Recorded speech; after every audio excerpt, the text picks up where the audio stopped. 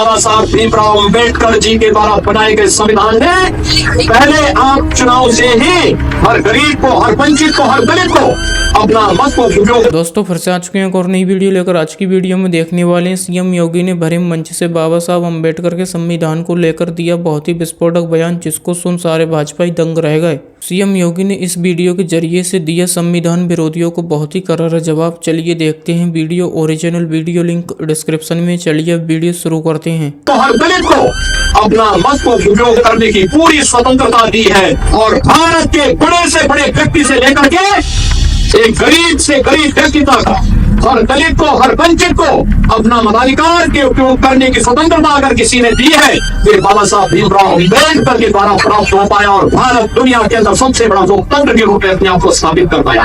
बाबा साहब भीमराव अम्बेडकर जैसा महान व्यक्तित्व हमारे लिए एक प्रेरणा है।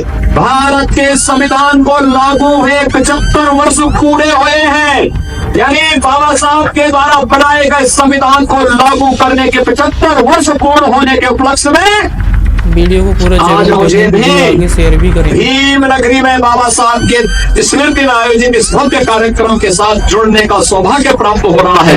यह देश बाबा साहब को भारत के संविधान के शिल्पी के रूप में, भारत के संविधान के निर्माता के रूप में स्मरण करता है। विपरीत परिस्थितियों में सामाजिक बेड़ियों को तोड़ते हुए उन्होंने सामाजिक भेदभाव का सामना करते हुए भी शून्य से शिखर तक की यात्रा की थी।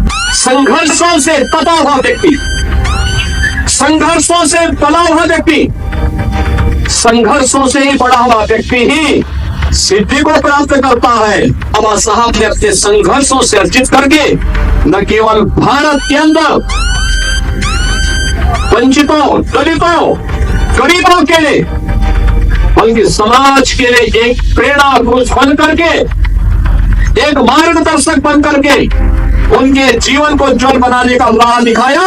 जहां कहीं भी भेदभाव है, जहां कहीं भी दलित वंचित आवाजें हैं, उन दलित लोगों को उनकी आवाज को आवाज देने का कार्य अगर किसी व्यक्ति के जीवन के माध्यम से प्रेरणा बन पाती है तो नाम होता है बाबा साहब डॉक्टर भीमराव अम्बेडकर का। उन्होंने कहा था कि मैंने संघर्ष किया है, एक रास्ता दिखाया है, अब इसे मंजिल तक ले जाने का दायित्व मैं आपको सौंप रहा हूँ। उन्होंने कहा था शिक्षित बनो, अपने बच्चों को शिक्षित बनाओ। उन्होंने कहा था संगठित रहो, अपने हक के लिए लड़ो, लेकिन अंधभक्त बन करके नहीं। जो भी बाबा साहब भीमराव अम्बेडकर के द्वारा बनाए गए संविधान का अपमान करता है, इसका मतलब वे बाबा साहब की अवमानना कर रहे हैं।